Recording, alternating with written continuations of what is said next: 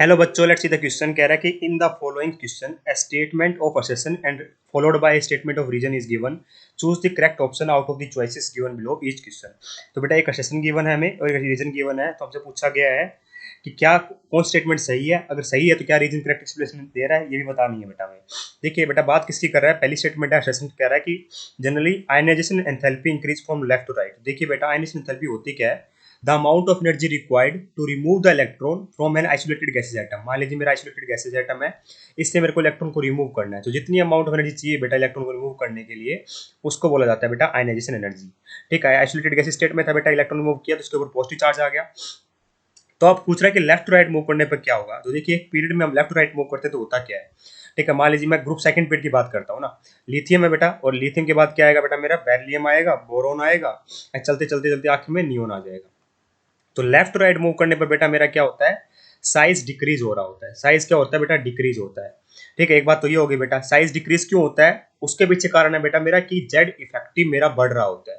Z effective क्या होता है, effective nuclear charge, that is the attraction between nucleus and the outer most electron, है ना। अब देखिए मेरा जो आउटर मोस्ट इलेक्ट्रॉन है और न्यूक्लियस है, ठीक है, उसके बीच में अट्रैक्शन बढ़ेगी तो होगा क्या बेटा, अट्रैक्शन बढ़ेगी। मान लीजिए इनके बीच में अट्रैक्शन बढ़ रही है, जेड इफेक्टिव बढ़ क्यों रहा है बेटा, साइज छोटा हो रहा है, जेड इफेक्टिव मेरा बढ़ेगा। ठीक है, अट्रैक्शन मेरी बढ़ेगी।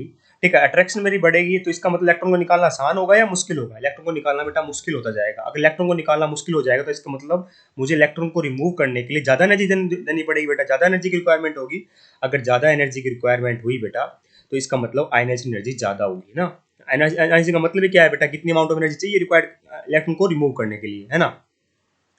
तो इसका मतलब मुझे ज्यादा एनर्जी देनी पड़ेगी, तो जेड इफेक्टिव मेरा बढ़ता है। एक्चुअली में अगर मैथमेटिकली देखोगे जेड इफेक्टिव क्या होता है, जेड माइनस सिग्मा होता है। Z is the number of proton, sigma होता है बेटा स्क्रीनिंग कांस्टेंट, जो number of inner electrons depend करता है। वो आपको अगर लेफ्ट टू राइट मूव करने तो नंबर ऑफ प्रोटॉन्स तो बढ़ रहा है, चलो मान लिया एटॉमिक नंबर बढ़ रहा है, पर सिग्मा भी तो बढ़ रहा है, नंबर ऑफ इलेक्ट्रॉन्स भी बढ़ रहा है। तो इसका मतलब बेटा यहाँ पे कारण यही है कि जो नंबर ऑफ प्रोटॉन्स बढ़ते हैं उनका प्रभाव ज्यादा होता है, उनका इफेक्ट ज्यादा होता है as compare to number of electrons बढ़ने का।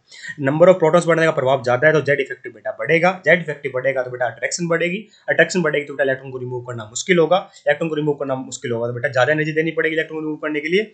इसका मतलब आयनाइजेशन एनर्जी मेरी बढ़ेगी, और यही बात यहाँ पे लिखा हुआ है कि generally ionization therapy increase from left to right in a period, है ना। जनरली वर्ड इसलिए यूज किया, कहीं ना कहीं क्या पता कहीं ना कहीं कुछ चेंजेस हो, है ना। तो ये बात बिल्कुल सही है। सेकंड कहता है when successive electrons are added to the orbital in the same principal quantum level. मतलब कहना मतलब हुआ बेटा सेम प्रिंसिपल क्वांटम लेवल कब रहती है बेटा, सेम जब सेम पीरियड की बात कर रहे होते हैं हम। The shielding effect of inner core of electron does not increase very much to compensate for the increased attraction of the electrons to the nucleus। ये वही बात होगी बेटा जो मैंने अभी आपको बताई कि हमारा, जैसे मैंने अभी आपको क्या बताया, नंबर ऑफ इनर इलेक्ट्रॉन्स भी बढ़ रहे हैं बेटा, पर उनका shielding इफेक्ट इतना ज्यादा नहीं बढ़ता जितना बेटा मेरा जेड का पर इफेक्ट ज्यादा बढ़ रहा है ना। तो उतना कंपनसेट नहीं कर पाता, इस कारण से बेटा जेड मेरा डोमिनेट रहता है ना, इनर इलेक्ट्रॉन्स के ऊपर। ठीक है, तो उसके इसकी वजह से बेटा जेड इफेक्टिव मेरा बढ़ता है। अगर जेड इफेक्टिव बढ़ता है तो मेरी आयनाइजेशन एंथैल्पी बढ़ती है।